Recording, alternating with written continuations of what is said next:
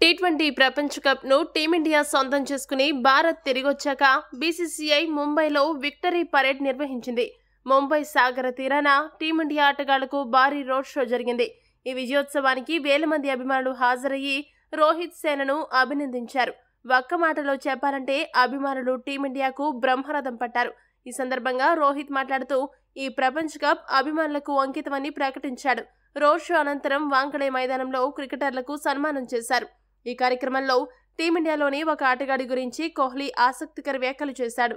కోహ్లీ మాట్లాడుతూ ఫైనల్ సందర్భంగా నేను కూడా ఒక దశలో మరోసారి ప్రపంచ కప్ చేజారిపోతుందా అనుకున్నా. అయితే చివరి 5 ఓవర్లలో ఏం జరిగిందో మీ అందరికీ తెలుసు. జస్ప్రీత్ బుమ్రా వేసిన ఆ 2 ఓవర్లు అద్భుతం, ఎంతో ప్రత్యేకం. ఈ ప్రపంచ కప్లో కష్ట సమయాల్లో ప్రతిసారి బుమ్రా టీమిండియాను విజయం వైపు నడిపించిన తీరు అద్భుతం. బుమ్రాపై వెల్లువెత్తిన ప్రశంసలు చూసి ఆనందం కలిగింది. ఎంతకాలం భారత జట్టు తరపున ఆడాలని అతడు అనుకుంటాడో అప్పటి వరకు అతడు టీమిండియాకు ప్రాతినిధ్యం వహించాలి. అంతేకాకుండా బుమ్రాను 8వ వింతగా ప్రకటించారనే పిటిషన్పై నేను సంతకం చేస్తా. తరానికి ఒక్కరు మాత్రమే ఇలాంటి బౌలర్ ఉంటాడని విరాట్ కోహ్లీ తెలిపాడు. బుమ్రా గురించి కోహ్లీ చేసిన వ్యాఖ్యలు సామాజిక మాధ్యమాల్లో వైరల్గా మారాయి.